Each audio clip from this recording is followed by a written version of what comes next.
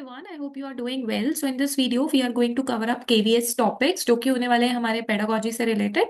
ठीक है, अगर आपने सिलेबस को गो थ्रू नहीं किया है तो आप उसे गो थ्रू कर लीजिए। ऑलरेडी हम फर्स्ट और सेकंड क्लास कर चुके हैं अलॉन्ग विद द एमसीक्यूज। तो जो भी हम टॉपिक्स कवर करेंगे उसी टॉपिक्स के रिलेटेड हम एमसीक्यूज भी कर लेंगे साथ, ताकि हमारा एक रिकैपिचुलेशन भी हो जाए। So role of primary and secondary socialisation agencies ensuring home and school continuity is our next topic जिसको आज हम करने वाले हैं।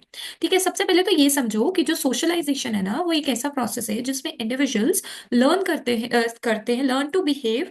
वो सीखते हैं कि किस तरीके से बिहेव करना है, इंटरैक्ट करना है according to their values customs, जो उनके रीति रिवाज हैं, किसके, सोसाइटी के। सोसाइटी में कैसे रहना है, कैसे अपनी पर्सनल, इससे उनकी पर्सनालिटी को शेप होने में हेल्प मिलता है, उनकी आइडेंटिटी सोशल कॉम्पिटेंस में हेल्प मिलती है। और साथ में जो ये सोशलाइजेशन है, यानी आप किस तरीके से सोसाइटी में अपने आप को अडेप्ट कर रहे हो, ये जो है ये दो टाइप की होती है, प्राइमरी और सेकेंडरी। सो लेट्स अंडरस्टैंड किस तरीके से प्राइमरी का इन्फ्लुएंस होता है बच्चे के डेवलपमेंट पे और किस तरीके से सेकेंडरी का।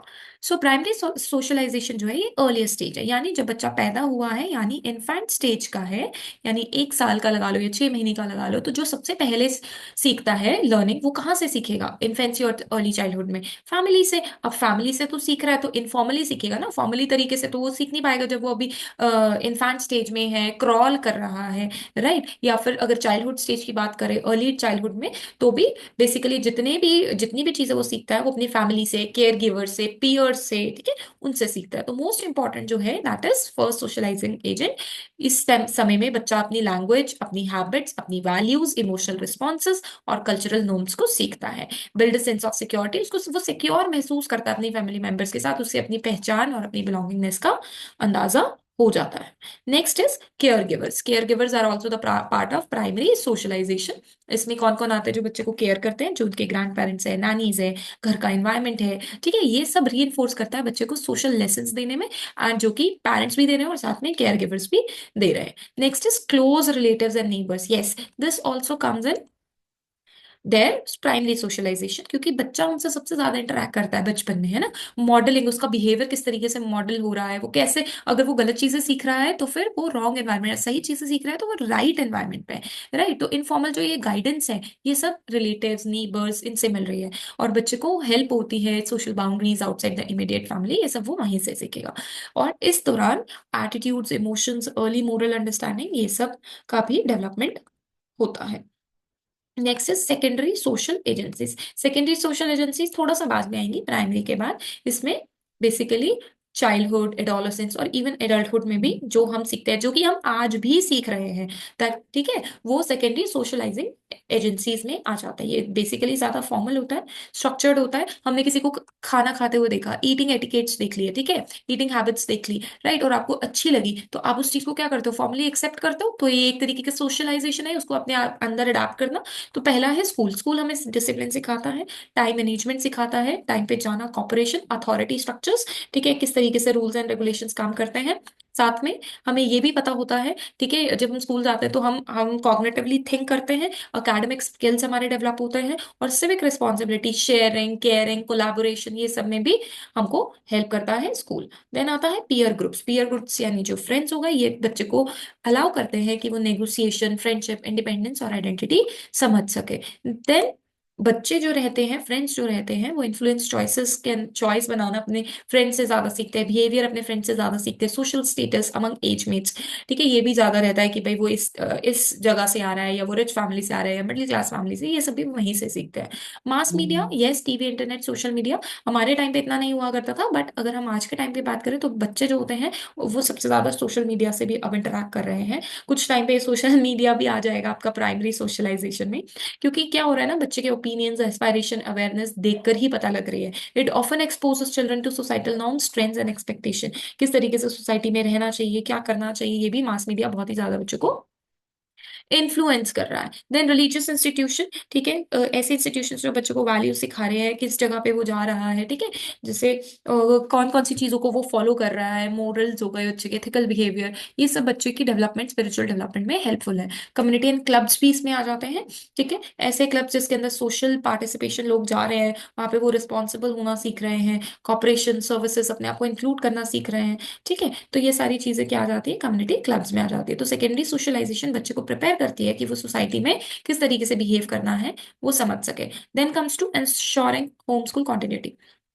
होम और जो स्कूल है, ये दो क्रूशियल इन्वायरमेंट है बच्चे की लाइफ के लिए। इसका मतलब maintaining consistency between what children experience at home and what is expected. बच्चा किस तरीके से क्या एक्सपीरियंस कर रहा है घर पे और क्या एक्सपेक्ट किया जाता है स्कूल में। आप लोगों ने ये चीज देखी होगी कि जो बच्चे होम में बहुत ज्यादा पैम्पर्ड होते हैं, ठीक है, वो लोग टीचर अगर जरा सा भी कुछ बोल दे तो उस चीज के लिए कंप्लेंट लेकर आ जाते हैं, ठीक है। बट अगर घर में भी वो, घर में हम लोग जैसे हमारे टाइम पे घर में हम लोग पैम्पर्ड नहीं हुआ करते थे, तो हमें पता है कि अगर हम घर में जाके कुछ कहेंगे तो हमें घर पे भी डांट ही पड़नी है, राइट। तो होम स्कूल के अंदर आपको ये चीज ध्यान रखना है कि आजकल होम स्कूल कंटिन्यूटी इसलिए इंपॉर्टेंट है कि हम टीचर्स जो होते हैं उनको भी ये चाहिए कि एक स्मूथ ट्रांजिशन हो, है ना, बच्चा एडजस्ट कर सके। घर का माहौल और स्कूल का माहौल सेम होना चाहिए, मतलब सेम इन द सेंस बिल्कुल सेम नहीं, बट बच्चा उसके अंदर डिफरेंस महसूस ना करे, दोनों में उसको प्यार मिले, पॉजिटिव बिहेवियर मिले, अकेडमिक लर्निंग वो स्कूल से सीख रहा है तो घर में बेसिक लर्निंग सीखे, है ना, इमोशनल सिक्योर फील करे, ठीक है। और encourages parent to be active partner, but parents को भी होना चाहिए कि वो एक्टिवली पार्टिसिपेट करे, हर चीज टीचर्स पर ना थोप दे, खुद भी एक बार चेक जरूर रखे।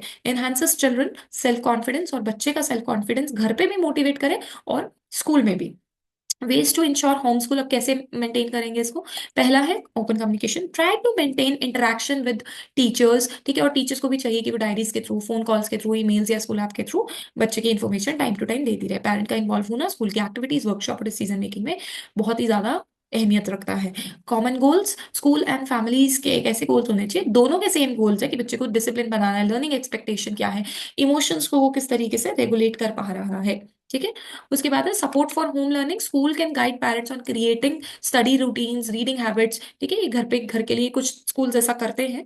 कल्चरल रिस्पेक्ट, स्कूल में भी और घर में भी ऐसा होना चाहिए कि बच्चा हर ट्रेडिशन को रिस्पेक्ट करे, ठीक है। Value into the classroom activity, ताकि स्कूल में भी वैल्यूज मिले और घर पे भी, ताकि वो गैप जो है वो बने ना, डिफरेंस ना आए। Behavioural consistency, when school and homes use similar reward, जब स्कूल भी और घर वाले भी सिमिलर रिवॉर्ड्स देते हैं तो जब बच्चा ज्यादा सिक्योर और अच्छे से बिहेव करता है। और स्कूल और फैमिलीज को एक सपोर्टिव नेटवर्क बनाना है, क्योंकि ओवरऑल तो बच्चे का ही भला हो रहा है, नर्चरिंग तो बच्चे की हो रही है। So this is all about the today's topic. Now let's come to multiple choice question. Which of the following is consider a primary. अभी मैंने आपको बताया था स्कूल, फैमिली, टेलीविजन या पीयर ग्रुप, ठीक है। तो जब सबसे पहले आ गया वो आ गया आपका फैमिली, दो peer group is also the part, but अगर प्राइमरी सबसे पहले पूछेंगे तो फैमिली को ही चूज करना। मास मीडिया का क्या रोल है। इमोशनल बॉन्डिंग तो नहीं बनाएगा mass media, basic life skill सिखाएगा, शेपिंग सोसाइटी, क्योंकि है ही सोशलाइजेशन, तो सोसाइटल व्यूज और अवेयरनेस में हेल्प करेगा। The socialisation that occurs to peer, जो बच्चों के साथ हो रही है, पीयर्स इंटरेक्शन और स्कूलिंग में हो रही है, दैट इज, अब अगर यहाँ पे स्कूल की बात कर दी है, so that is your secondary socialisation, ठीक है। Then comes to one way to ensure home school continuity.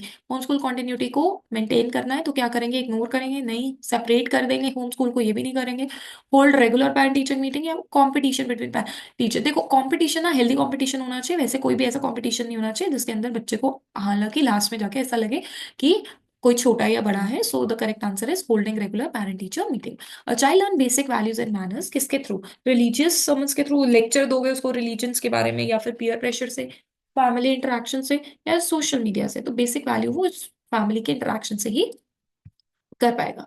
Which of the following is a secondary socialisation agency. Secondary socialisation agency में आ जाता है आपका पेरेंट्स, एल्डर सिबलिंग्स, टेलीविजन या फिर infancy care givers. तो correct answer is your television, ठीक है। पेरेंट्स, एल्डर सिबलिंग्स ये नियर बाय है, केयर गिवर्स वगैरह ये सब आपके क्या रहते हैं, प्राइमरी सोशलाइजेशन में रहते हैं। Then question is when school include stories discussion about a child home culture, क्या प्रमोट कर रहे हैं वो, religious, cultural, discontinuity, homeschool conflict या फिर homeschool continuity. So this question act as your homework. I hope you are liking the series. If you really like it, so please like, share and subscribe. Thank you so much for watching.